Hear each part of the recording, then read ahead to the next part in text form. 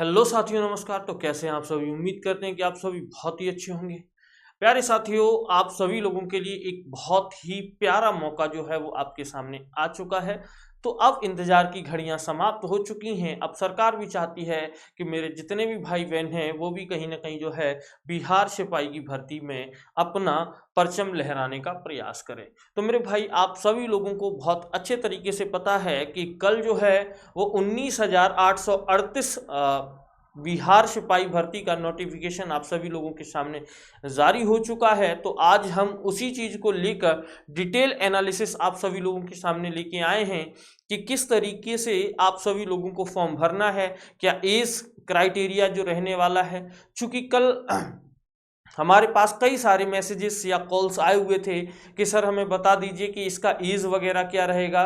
तो इन सभी चीज़ों को लेके आज हम जो है वो डिटेल में बात करेंगे और साथ ही साथ हम आपको ये भी बताएंगे कि आपकी क्या स्ट्रेटजी रहेगी इस एग्ज़ाम को क्वालिफाई करने की। तो मेरे बच्चे, बिना देर करते हुए हम आज के इस सेशन की शुरुआत करते हैं, जिसमें हम बिहार पुलिस नई भर्ती 2025 19,838 पदों के नोटिफिकेशन पे बात करने वाले हैं। तो आप सभी लोग जो है वो यहां पर देखिएगा।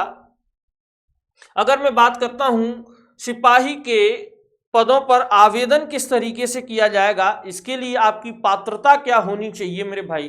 तो सबसे पहले अगर मैं यहां पर बात कर लेता हूं आपके शारीरिक मापदंड की, या हम इसको कह सकते हैं कि जो हमारा हाइट है, वेट है, चेस्ट है, इसके बारे में अगर हम बात करना चाहें तो मेरे भाई इस बात को आप समझ लीजिए बहुत अच्छे तरीके से कि किस तरीके से ये सारी चीज़ें आप लोगों के लिए रहने वाली हैं।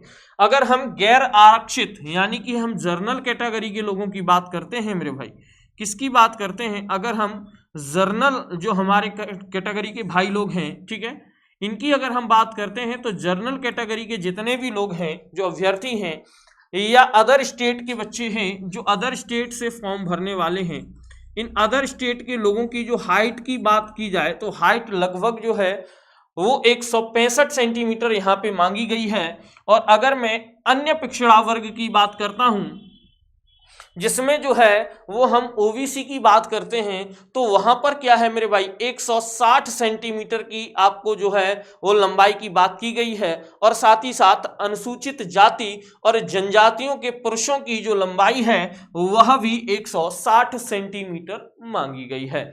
यानी कि अगर हम ये कहें तो आप इस बात को समझ लीजिए कि केवल जनरल कैटेगरी के लोग और अदर स्टेट के बच्चों को छोड़कर बाकी जितने भी पुरुष कैटेगरी के लोग हैं उन सभी की लंबाई 160 सेंटीमीटर मांगी गई है। और अगर हम बात करते हैं कि सभी वर्ग की महिलाओं के लिए, जितनी भी हमारी बहनें हैं उन सभी लोगों के लिए भी यहाँ पर एक अच्छा मौका है, ठीक है, उनके लिए यहाँ पर लंबाई की माप 155 सेंटीमीटर मांगी गई है।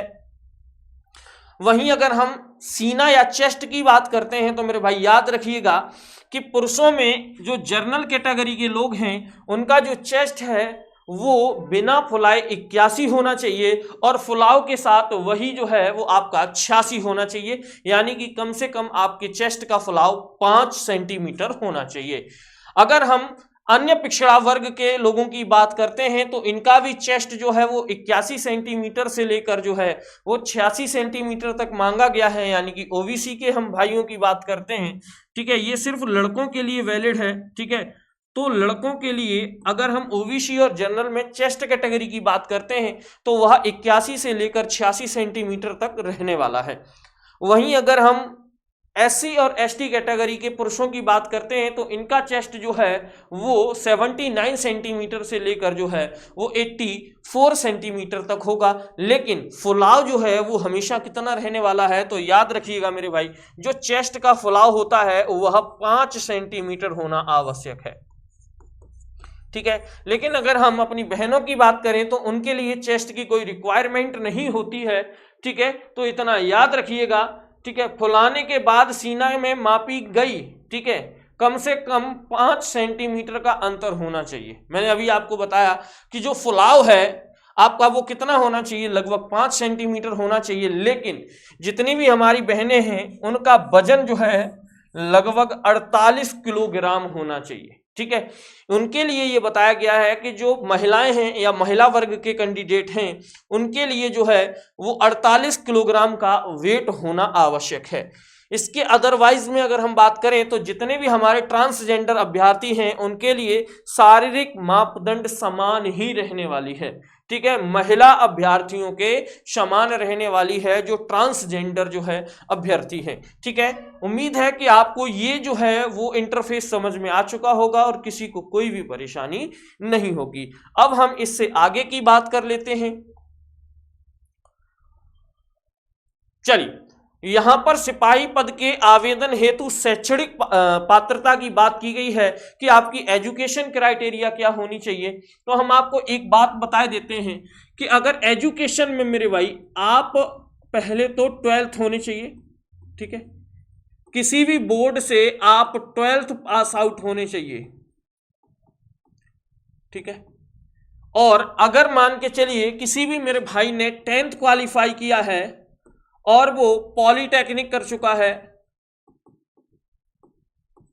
ठीक है, या आईटीआई कर चुका है, तो ऐसे सभी लोग इस भर्ती में बिल्कुल पात्र होंगे और वो सभी के सभी लोग फॉर्म भर सकते हैं। अब मैं यहां पर आपको पढ़ के बताता हूं। देखिए, सिपाही के पद के लिए शैक्षणिक अहिर्ता इंटरमीडिएट 10+2 उत्तीर्ण अथवा बिहार राज्य के मदरसा बोर्ड द्वारा निर्गत मौलवीय प्रमाण पत्र। ठीक है, अगर आप मदरसा बोर्ड से हैं तो आपके लिए मौलवी प्रमाण पत्र होना बहुत ही आवश्यक है, अथवा बिहार राज्य के संस्कृत बोर्ड के द्वारा निर्गत शास्त्रीय अंग्रेजी सहित अथवा आचार्य अंग्रेजी रहित, यानी कि जो लोग जो हैं वो केवल और केवल आचार्य की तैयारी कर रहे हैं तो उनको अंग्रेजी छोड़ना है। ठीक है, निर्गत शास्त्री हैं तो उनको अंग्रेजी को साथ में रखना है, अथवा राज्य सरकार द्वारा मान्यता प्राप्त समकक्ष शैक्षणिक। देखिए, यहां पे जिस बात को कहा गया है समकक्ष शैक्षणिक अहिर्ता होगी, तो मेरे भाई अगर आप आईटीआई किए हुए हैं और आप पॉलिटेक्निक किए हुए हैं तो आपको यहां पर वैकेंसी में व्यवस्थित जो है वो रखा जाएगा।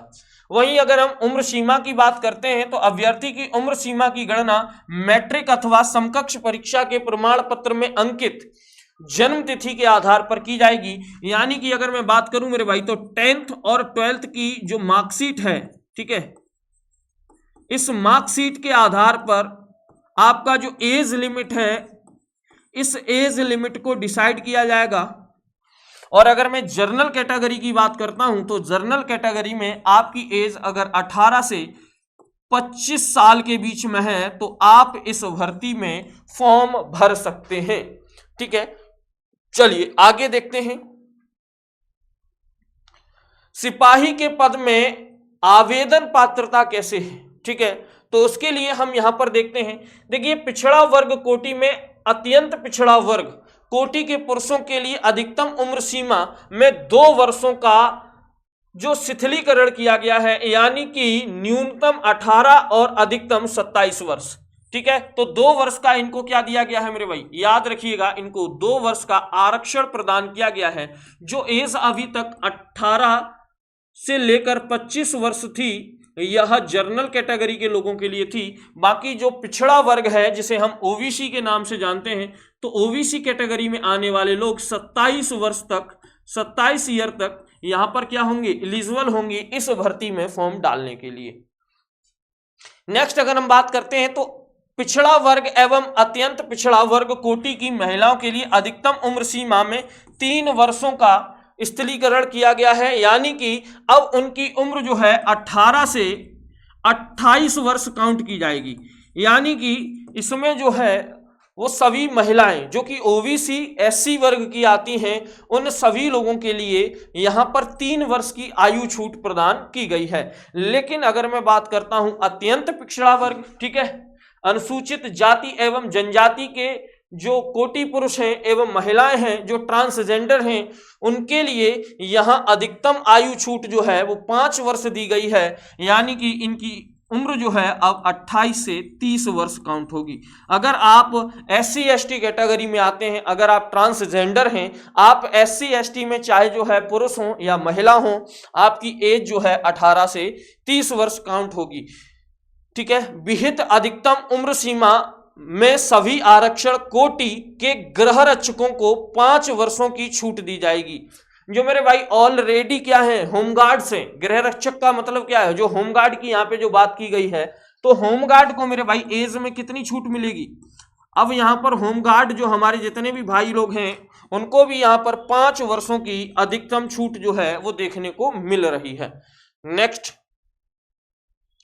देखिए, चयन की प्रक्रिया की संरचना क्या है, तो उसको आप समझ लीजिए। जिला पुलिस बिहार विशेष सशस्त्र पुलिस की रिक्तियों के लिए वयन भर्ती प्रक्रिया एक साथ होगी।